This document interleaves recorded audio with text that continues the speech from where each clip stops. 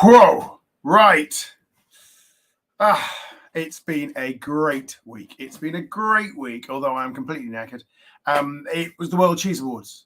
The World Cheese Awards took place this year in Trondheim in Norway, which I thought was like totally up at the top, but turns out it's a bit like whereas Newcastle in Britain, it's only usually halfway up, even though it gets quite cold. South of the Arctic Circle, we had 4,502 cheeses, give or take. At least that's what was entered, and they said everything got there. So it's got to be there or thereabouts.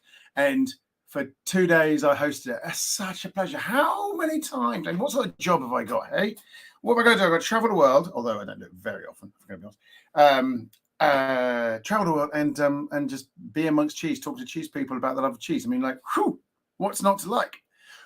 Today, we are coming south of Norway. I have a Norwegian souvenir. Aquavit. I thought I'd try a bit of that today. South of Norway and heading right and ending up in Switzerland, the land of yodelers and lederhosen and fondues and skiing and sensible people with sensible banks and all sorts of things like that. It's sort of in the middle of Europe. It's got Austria to the right, Germany to the north, France to the left, Italy to the south. And it's a funny old place because it sort of is part of Europe and yet does its level best to be different. It's not part of the European Union and yet has masses of treaties with it. They very much want to go their own way. Now, in terms of cheese, it's very much the case that they are famous for a couple of biggies, Emmental and Gruyere being the most famous. In fact, those two cheeses pretty much send the phrase Swiss cheese around the world. United States or Australia, when they talk about Swiss cheese, everyone sort of knows what they're talking about. And when you think of Tom and Jerry cartoons, you're seeing holes in cheese. That is Emmental, right? And that is sort of the definitive cheese. That little block, when you use the cheese emoji on your phone, that's Emmental. Emmental is just the cheese. It's the holy cheese.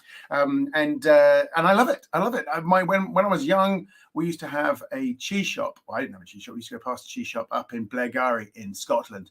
My dad and I used to come down and we would always stop at Mrs. McDonald's cheese shop. She was Swiss, as you like, but married a Scotsman. And I'm not really sure. It all happened before I was born, but basically she started her own business and a tiny little, and it looked like a Swiss hut, had a Swiss flag sticking out the front. And she had this counter, which I loved to begin with, because it had this old style sweets in jars behind, but she had these huge cheeses and you'd look through and you could see her cheese cutting room and they were big, 20, 30, 40 kilos of cheese. These Emmentals can be 90 kilos. I mean, 90 kilos, bigger than most of you watching this TV. I'm 110, maybe a bit more, built 100% of cheese, 110 kilos. So it's not as big as me, but 90 kilos is the biggest cheese. It's monstrous and it rises like a cake. Okay, so it's pretty flat and it has these fantastic special bacteria in it called propionic bacteria, and they make carbon dioxide. The carbon dioxide blows up the top of the cheese, making it domed. So you can't really turn it because it would wobble like a turtle if you turn the other way around. So let's have a look at these. Hello, you can see that on my cam and cheese cam. These holes are large marbles. That one's a very big marble. So what happens? This is carbon dioxide that's building up in here. Much of the carbon dioxide is actually absorbed back into the cheese or is lost through the side. It's not the only carbon dioxide, but some carbon dioxide collects in these little holes, making the eyes. Propionic bacteria are the go-to bacteria to achieve that, but many other cheeses have small holes naturally occurring. Something like Gouda can have them very occasionally, and occasionally Gruyères can pick them up, or Comté kind of thing, but less common. The deliberate addition of propionic bacteria to Emmental makes this the go-to holy cheese. Now, most of the time when you're talking Emmentals, you're talking somewhere between 7 and 12 or 13 months, when it's very flexible and it has a character for sort of, I'm going to say soapy, okay? Now, lots of people think that must be a bad thing, but actually that's what really attracted to me, but it wobbles. Today, because we are not doing regular Swiss cheeses, we're going off-piste. This guy from Jumi Cheese, and we're more coming back to Marcelo later, is 24, maybe a bit older. And I want you to see this as it breaks, right? It does not bend. It breaks. Let's do it again. Dun, dun, dun, dun, dun. Oh, there we go. And you can see it's got a kind of vaguely crystalline kind of vibe. I'm not really sure how to describe that. It's like broken slate in some way. Very small amounts of soft cheese on a very much harder base, as it's sort of, you can see the cheese is broken up. And this moment you can also look into the hole there. You can see that. Let's see if we can put it over there as well. Now, sometimes you get calcium buildup on those holes, little white bits. A bit better to see there. Can you see the white bits? That's natural. And in some younger cheeses, it might even be a little bit liquid.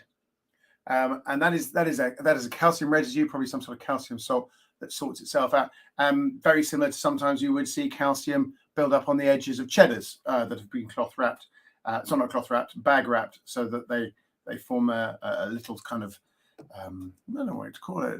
It's like it's a crunch. It's a little crunch. In fact, we might start with the crunch. Can you see that little calcium there? We'll do it. Pure crunch. That's very interesting. Emmental, right? So this is a cheese that is the most popular cheese in France. They have Emmental being made in France. One of the sort of protected food names is Emmental is in France. So big production in France. But one forgets that the mountains that separate Switzerland and France basically have the same cheese culture on them. And in fact, Comté, possibly France's greatest cheese, was called Comté Gruyere. It was a style of Gruyere, and they cut off the Gruyere to stop the confusion. It sort of suited both parties. So there is a flow down both sides of the mountains of similar cheese styles. This is just the most. Every country has its equivalent of cheddar, and Emmental is Switzerland and France's version of cheddar. So I'm going to cut off a bit of this. This is my stabbing Socrates knife. So again, it breaks. Now, I'm just going to talk to you about this because this is not what you're expecting. For a start, you really have to push into it. It gives rather than, it's not as strong as, say, cheddar, but the extra age has really given it extra bite. It's kind of a pervasive sourness with a rich, I'd like to say acidity, but it might almost go astringentness that crawls like a fog over the back of the tongue. And it's like the taste pushes your mouth open. It's a really all-encompassing cheese, and it's just not a cheese. Whereas a young Emmental, you can eat a block of it, you can eat a kilo, and you'd be fine. This, I'm thinking that piece was too much. There's a temptation to think at times like this that it's a bit like a Parmesan. It's become very dense in flavor, but it is nothing like a Parmesan. Parmesan draws you in with its sweetness. The sweetness has almost disappeared entirely on its Emmental. It's a rock-like substance, full of minerality and brutality. It's a huge cheese. It's like a Jekyll and Hyde from an early Emmental. This is the full experience, a distillate of Emmental. Really, really fascinating. I've sold a lot of this in my time. People really like it. I think it might fall into that class of old man's cheese. It's very easy to get a lot of flavor very quickly. So it makes it very enjoyable to some people. Right. I think it's time to introduce our guest wine. Dun, dun, dun, dun, dun, dun. We've got a Lavaux. Okay. If you ever get the chance to go and see these vineyards, they're high above Lake Geneva. They are a national, well, not a national, UNESCO World Heritage Site. They are so beautiful. Stepped up on the mountains there with the fascinating, they've got a kind of, is it a clay limestone soil? I'm sure someone will correct me if that's wrong. And the sort of microclimate around Lake Geneva gives it an absolutely brilliant uniqueness to the wine. But it's very little known, let's be honest. How much Swiss wine do you know? And the other unexpected thing about this, apart from the fact that we should all travel there instantly to go and have a look at these fantastic vineyards, is that it's a white wine. Now, inside the British culture, there is this idea that cheese, red wine, cheese, red wine, cheese. We're the only country in Europe who seems to think that. Every other country says, well, why wouldn't you have white wine? Why? So it's fascinating to see that Lavaux is the wine of choice for things like fondues, things like raclettes, and also things out of the fish out of Lake Geneva. So it's a real cross base. So what I've been told to expect is a sort of an appleiness, a little bit of some herbaceousness, a bit grassiness, and a flintiness. So sort of let's see what we get. Yeah, I'm definitely get some apples off the front.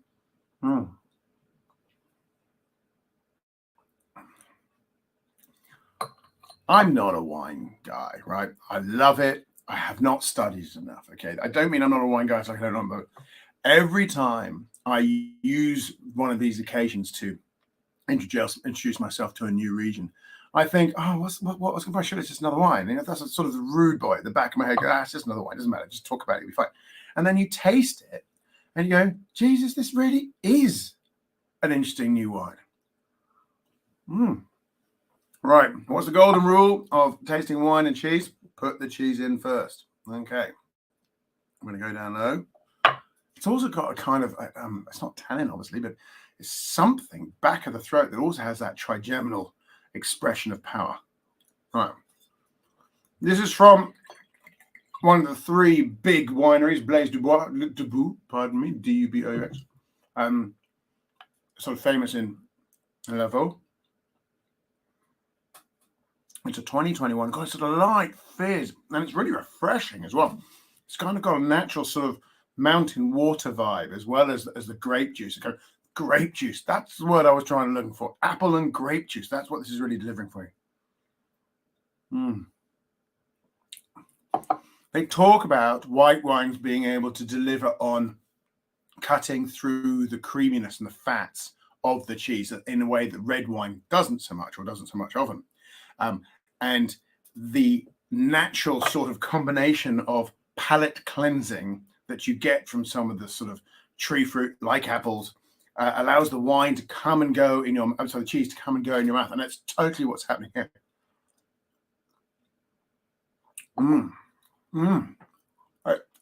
I've got a hoolie blowing out there, okay? There's a proper storm, something or other. Calian or something like, I don't know what it's called. But they've been warning us it's going to be really bad. And this is transporting me to that spring, summer sunshine of warmth. It's making like a TARDIS moment. It's taking me somewhere. Liking that. That is delicious. In fact, it's pulling off the worst of the Emmental, which was quite punchy and delivering just those deep bass fermented milk notes. This is going all day. This is a perfect match. This is exactly what perfect matches are supposed to do when you've got two products who make sure that they bring out the best in each other. And this one's totally softening off the edges. Emmental it's now got a very broad vibe. It's almost like a slow baked stew, this Emmental. It's got so much ongoing breadth and power. I'm liking that very much. All right. Number one, congratulations, Mr. Blaise Duboux. You have totally lived up to the expectations, which I was a bit skeptical about at the time. All right, so we've gone through the front doors of Switzerland. We've met its most famous holy cheese, the one that has gone away around the world and is chasing Tom and Jerry down the road. But we're now going to go to two slightly different cheeses. Emmental is from the M Valley. It's all over parts of Switzerland, but the two we've got here now, little farmhouse cheeses with only one maker. We're going to do this 1 second. I have to look for Zirben. Is that what he's called? I keep getting his name wrong, which is really unfair on him. So let me just make sure that I'm being absolute. Queen of the Alps, Zirben Konigan. Zirben Konigan. Now, I should probably know the names off the top of my head and be able to pronounce them 10 times. I was working with Nigel Barden at the weekend, and he's just brilliant at picking up the names first. I guess it's that thing they do because he commentates on a lot of rugby. He practices the names ahead of the game because the number 5 is Zirben Konigan. What it means is much more fun, okay? It means Queen of the Stone Pines, okay? Konigan means queen, and Zirben means Swiss pine. Swiss pine is not a protected or unusual tree, but it's very high up in the Swiss Alps. And so this cheese sort of has the nickname Queen of the Alps, although it's not a widely known enough cheese for that to be kind of a big thing. It's just a small thing. What they've done with this is they've brought pine blossom and pine kernels into the cheese. So let's have a look at this guy. I didn't really mean to do this one next. I mean, come on, that's just, if you see the whole of this cheese, which I would like to do one day, the paper that they put on the top has these wonderful figures of pines and their female faces. It's an absolute stunning, very sort of, not quite old school, more sort of Art Deco kind of label. It's really cool. Right, we've dallied with that. He is made top right-hand corner of Switzerland, under Lake Constance, sort of just near to Austria, in the canton of St. Gallen, the gallant St. Gallen. And it's very much sort of Swiss German, because Switzerland has lots of influences, and this is the Swiss German part of the country. But before we get there, we're going to come over the other side near Bern to a place which I apologize for my lack of being able to pronounce this word, Zaziwil, Zaziwil. Now that's not easy, Zaziwil, okay? Zaziwil is near Bern. This one is also produced by Jumi, and it's a little camembert, right? Now, I've tried quite hard to learn more about this. This is it's inputted by Jumi, and I've tasted it many times because I like it very much.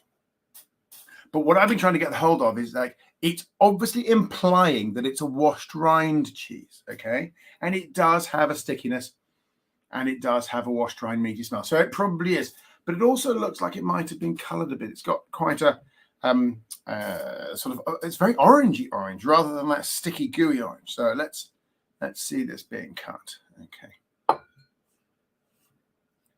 Now this just makes such a lovely curd in here. All right.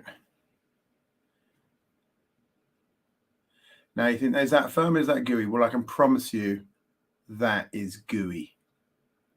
Can we see? We can pull that out. All right. It's like thick, dense butter. It's got a bit of the meatiness. It's not a full époisse vibe. Now I'm going to do, for the sake of good practice, I'm going to start by taking out the center. Because what I find with these cheeses, and discovering for the first time, and I recommend this to you, is that the rind can be very powerful and sometimes overwhelming. And to really understand a cheese, you need to get into the curd. It is essentially a milky, creamy cheese. But embedded in that is a slightly liverish meatiness. Now that is typical, and it's got a sort of edge acidity as well for washed rind cheese. I thought this was going to be creamier, but this one seems to have been brought on quite up. And now I'm doing the rind. There isn't much difference, actually. There's a little more bitterness on the edge there, and the rind itself isn't that chewy. It's not that kind of matted look that gets into your teeth. So it's actually very, very pleasant. It is strongly flavored, but in a mild way. Sounds contradictory, but I think you know what I mean. They're very attention-grabbing flavors, but they're not turned up to 11. They're sort of turned up to 7. That's very nice. Right. Comments for Lavaux. Let's find how we're getting on with this one. So this isn't from the same region. There's no reason to believe this should go with it. It's not a white wine. When you think of washed rind cheese, you're thinking of the Burgundy, so that's a red wine thing. So we've got very low expectations of this.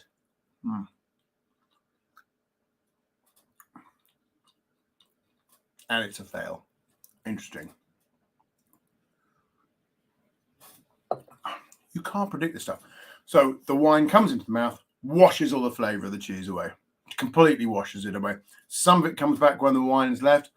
It leaves a pleasant, very nice, soft, winey creaminess, which is nice, more like a sauce kind of thing you'd like on a bit of maybe Geneva fish or maybe a bit of poached chicken. But it essentially is not letting the cheese have its day.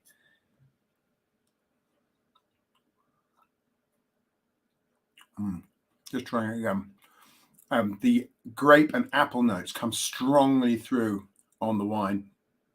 It's almost like it's a little bit of a fight and they have to win entirely to win it all. No point eating cheese with that wine. That cheese with that wine, you lose it.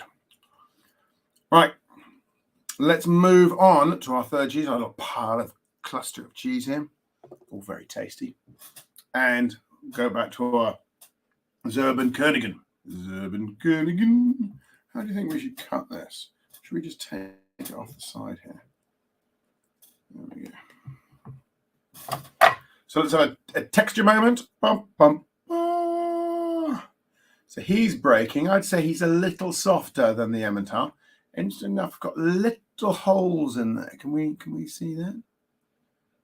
It's maybe up there in the hole. Little holes producing.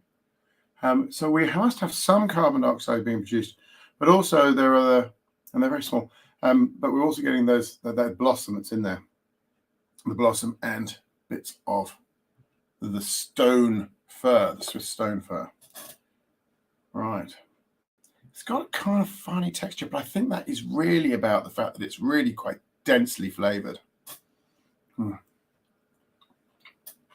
Oh, the flavor of the fir comes straight at you. Really straight at you. Very honest. Very honest, very clear, very clean. Makes the cheese feel sweeter. I wonder how old this is. It's got an expression of age, like it's got a sort of firmness to it. I wonder if this isn't very old. I think this might be younger. This might be sort of 7, 8, 9 months. It's fascinating. So we've already got the flavors coming in from the pine, and it's really piney, slightly soapy, really piney, slightly resinous. Not too much bitterness. I thought you might get bitterness off that pine. You know, that kind of, pines have that resin that isn't very nice. So it's really exacerbated the sweet. It's got a real sawdust vibe now I'm thinking about it. So sawdust, pine, cheese, sweet cheese. When you make these cheeses, and I've talked about this many times before, but I'll repeat it now. You are renatizing the milk to coagulated, and for that you'll use a pepsin casein mix.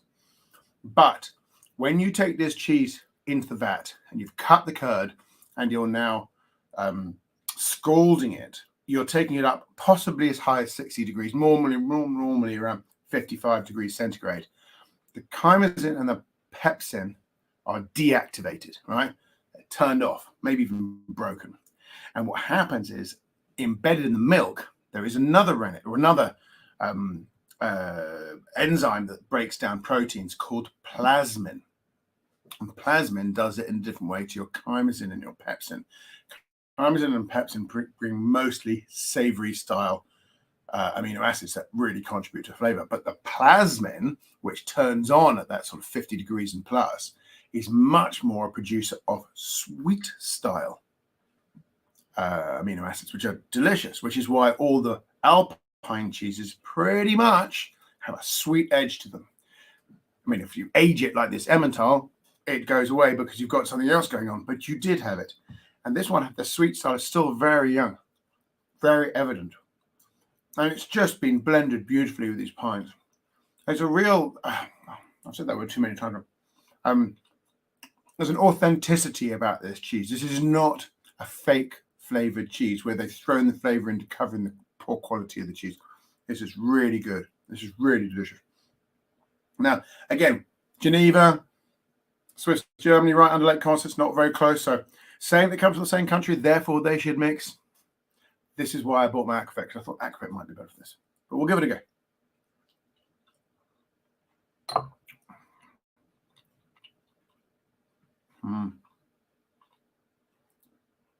Sorry, going for a second one to make sure I know what I'm talking about.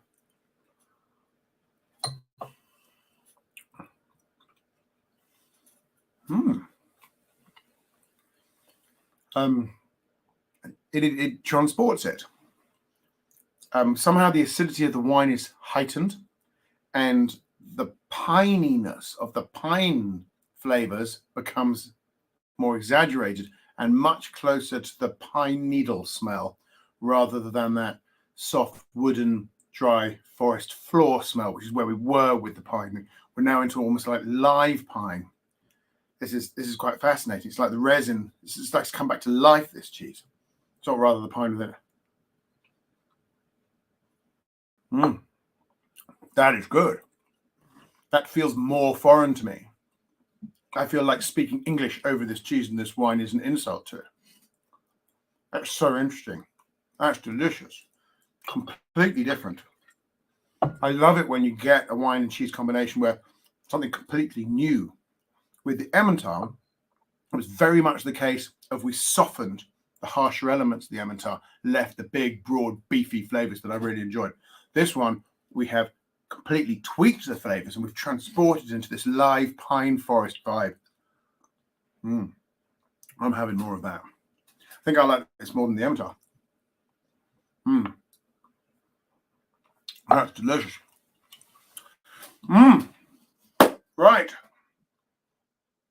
That's my recommendation of the night.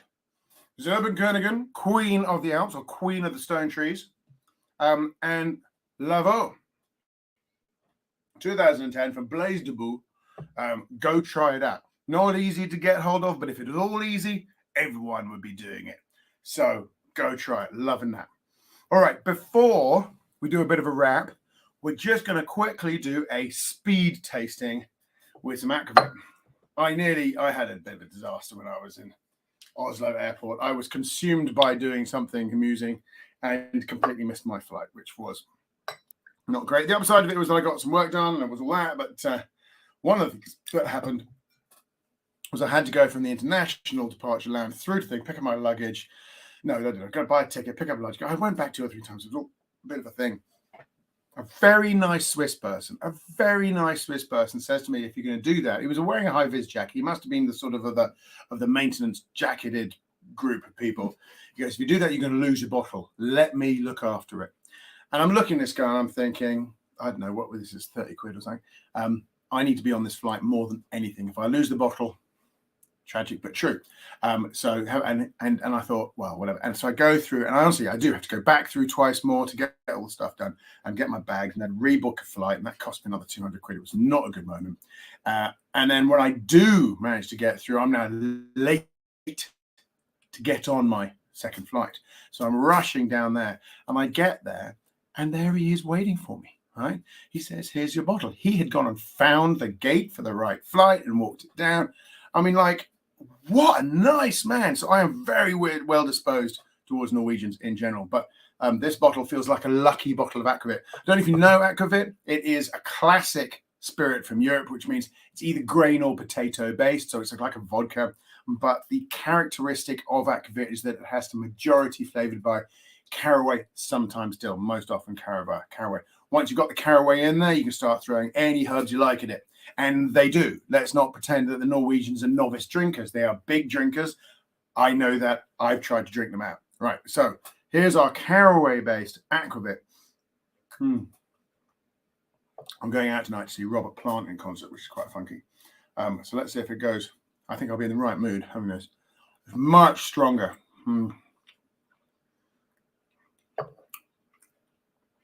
That is quite disgusting. Okay. Don't do aquavit with strong Emmental. That's appalling. Okay, we're not doing that again. I'm now feeling a bit nervous. I thought these would be kind of like funky, get in your sauna, throw some rosemary on the stones, throw out birch, self-tormenting thing, whatever they do. Feeling very holy and sort of clean and stuff. Well, I'd fail too. Creepers. Okay, come on to Zirben Konigan. You're the last man standing. Please give us some hope with aquavit. I was told the aquavit guy, by a different guy, the aquavit was like the Norwegian go-to for fatty foods, which he presumed cheese was a fatty food. So, I'm expecting some crossover here.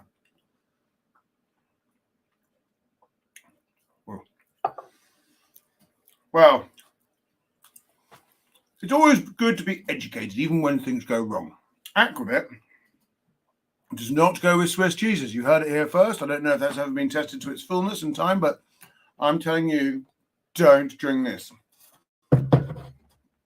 Drink Lavaux. This is my find of the year to go with Swiss cheeses. White wine with fatty Swiss cheeses.